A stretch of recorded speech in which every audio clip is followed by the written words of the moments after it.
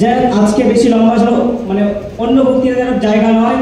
আমাদের কর্মী সম্মেলন, আমাদের সংগঠন, আমাদের কর্মী, আমাদের দলকে কিভাবে আগামী দিনে আগে নিয়ে যাওয়া যায় তার উদ্দেশ্যে আমাদের কর্মী সম্মেলন। মনে করুন আজ থেকে এখান থেকে আমরা আগামী যে 26 লড়াই দেবো, এখান থেকে আমরা তার প্রস্তুতি নিচ্ছি। আজকে আমাদের এখানে বলার সুযোগ দিয়েছে, মানে আগামী যাতে আমরা তৈরি হতে পারি, আরো বড় জায়গায় যেতে পারি, তার জন্য আমাদের অশোকনগরের অবজারভার তথা আমাদের শিক্ষক সে মনে করি আমাদের রাজনৈতিক গুরু, তিনি যেভাবে আমাদেরকে শিক্ষা দিয়ে চালাচ্ছেন, আগামী দিনে আমরা এইভাবে চলবো। দু একটা কথা বলি, আমরা বিভিন্ন সময় বিভিন্ন জায়গায় আমাদের কর্মীরা দেখবে তারা মনোবল হারিয়ে ফেলে। বিশেষ করে দেখবেন পাড়াগাঁইতে যখন বিভিন্ন দলের বা অনেক সাধারণ মানুষ তাদেরকে বলে যে আইএসএফকে আমরা ভোট দিচ্ছি বা বিভিন্ন লড়াই দেখছি ভোটও পাচ্ছে, নওশাদ সিদ্দিকীর জনপ্রিয়তা বাংলায় যথেষ্ট আছে, সব জায়গায় মানুষ ভিড় করছে হাজারে হাজারে, কিন্তু জিততে দেবেন বা চুরি করে নেবে। এই প্রসঙ্গে বলে আমরা বিভিন্ন সময় হয়তো কাউকে বোঝাতে পারি, কাউকে পারি না। কোনো সময় আমাদের ব্যর্থতা, কোনো সময় সাধারণ মানুষ সেটা বুঝতে চায় না। এরকম একটা সমস্যা আমাদের মধ্যে কাজ করে থাকে। সেই জায়গায় আমি একটা জায়গায় পড়ছিলাম, মৌমাছি যখন তার মৌচাক করেছে, তা তিনি যখন মৌমাছিটা খেটে খেটে সুন্দর করে দীর্ঘদিন খেটে খেটে তার মৌচাকটা সুন্দর মধুতে পরিপূর্ণ হয়ে আছে, তখন কিছুদিন বাদে মানুষের নজর পড়লো। সেই মানুষ দেখবেন ওই মধু কেটে নিয়ে তারা মধুগুলো আহরণ করে। তখন সেই মৌমাছিকে প্রশ্ন করা হচ্ছে যে তা তোমার এতে মন খারাপ হয় না? তুমি এত কষ্ট করে দীর্ঘদিন খাটাখাটনি করে যে মৌচাকের মধ্যে মধু তৈরি করলে, তা মানুষ তো ভেঙে নিয়ে গেল। বলছে সে আমার মধু ভেঙে নিয়ে গেছে, কিন্তু আমার যে কর্মদক্ষতা, আমার যে কৌশল, সেটাকে সে কোনোদিন ভাঙতে পারবে না। আগামী দিন আমি আবার মৌচাক বানাবো, মধু তৈরি হবে, দীর্ঘদিন আবার সে দাঁড়িয়ে থাকবে। এছাড়াও ভয় পাওয়ার কিছু নেই। আমাদের দলের চেয়ারম্যান আপনারা দেখেছেন 42 দিন জেল কেটেছেন। এছাড়া আমাদের দলের বিভিন্ন উচ্চ রাজ্য কমিটির নেতৃত্ব থেকে শুরু করে আমাদের অশোকনগর বেড়াবেড়ি পঞ্চায়েত আসবে আলী ভাই, তিনিও জেল কেটেছেন। সেই জায়গায় আমাদের মনোবল ভাঙা নেই। কারণ দেখবেন আপনারা দক্ষিণ আফ্রিকার কালো মানুষদের নেতা নেলসন ম্যান্ডেলা আপনারা অনেকেই জানেন। আমার সামনে আপনারা যারা বসে আছেন আমার থেকে অনেক শিক্ষিত, আপনারা অনেক কিছুই বোঝেন, তারপরেও প্রসঙ্গক্রমে কথা উঠলো তাই বললাম।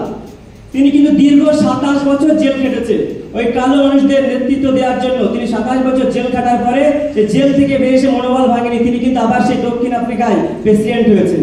তাই মনোবল ভাঙার কোনো জায়গা নেই।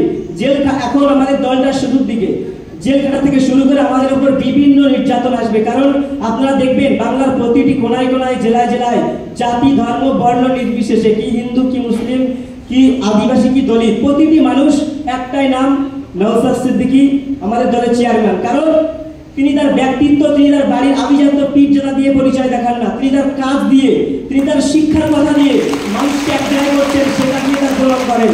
তিনি কিন্তু কোনো সময় আমাদের মাননীয় শামসুল আলী মল্লিক সাহেব তিনি বলছিলেন যে তিনি কিন্তু কখনো তার ব্যক্তি কেন্দ্রিক বা নিজের ধর্মীয় টান ব্যবহার করেন না। তিনি কিন্তু একটা সম্ভ্রান্ত পরিবারের সন্তান।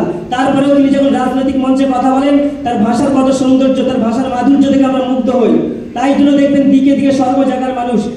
আগের দিন দেখছিলাম সোনারপুর একটা কলেজে বিএড স্কুলের ছাত্রছাত্রীরা তাকে সম্মান দেওয়াচ্ছে। তাদের যথেষ্ট সুশিক্ষিত, দেখবেন সুশিক্ষিত মানুষ, সে আমাদের ভোট দিক বা না দিক পরের কথা, তাদের মুখে আমি দেখেছি অনেক জায়গায় কথা বলি, আমরা বিভিন্ন জায়গায় মিশি, সেখানে দেখি সর্বদাই নওশাদ সিদ্দিকীর ভূয়সী প্রশংসা করেন, তারা সর্বদাই প্রশংসা করেন। এছাড়াও আমি সর্বশেষ একটা কথাই বলবো, আমি বেড়াবেড়ি পঞ্চায়েতের পক্ষ থেকে বলছি, আমাদের পঞ্চায়েতে যথেষ্ট আমরা শক্তিশালী আছি। তারপরেও আগামী দিন আমরা অশোকনগর যত মানুষ এখানে আমরা উপস্থিত হয়েছি, আমরা এমনভাবে শক্তিশালী করে তুলব, গোটা রাজ্যকে যেমন ভাঙড় যেভাবে আমাদেরকে পথ দেখাচ্ছে, আগামী দিন আমরা দ্বিতীয় ভাঙড় হয়ে দেখাবো অশোকনগর থেকে, যে অশোকনগর মানুষের লড়াই দিতে যাবে। এই প্রসঙ্গে স্বামী বিবেকানন্দ তিনি সবসময় বলেন, ওঠো জাগো এবং নিজের অধিকার বুঝে নাও। কারণ অধিকার আপনাকে আমাকে কেউ দেবে না, সে অধিকার বুঝে নেওয়ার জন্য আপনাকে আমাকে ঐক্যবদ্ধ হতে হবে।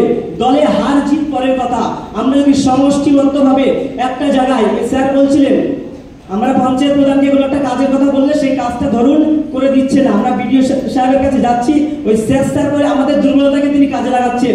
আমরা সেখানে স্যার করবো ঠিক আছে, কিন্তু বিডিও তিনি ব্লক ডেভেলপমেন্ট অফিসার, অর্থাৎ তার আমাদের হাবলাটু মনে করুন, তার দায়িত্ব হচ্ছে আমাদের এখানে কি সমস্যা হচ্ছে, তাহলে আমাদের সমষ্টিবদ্ধভাবে আমাদের অধিকারের কথা গিয়ে, যদি আমাদের একতাভাবে গিয়ে বিরোধিতাতে কি হচ্ছে আমরা বলতে পারি, আমরা আশা করি আমরা আমাদের সমস্যা সমাধান করতে পারবো।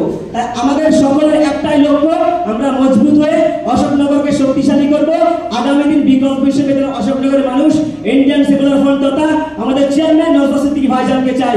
এই বলে আমি আমার বক্তব্য শেষ করলাম। ইনকিলাব জিন্দাবাদ, আইএসএফ জিন্দাবাদ, নওশাদ সিদ্দিকী মহাশয় জিন্দাবাদ। ধন্যবাদ মাননীয় তাপস ব্যানার্জি মহাশয়।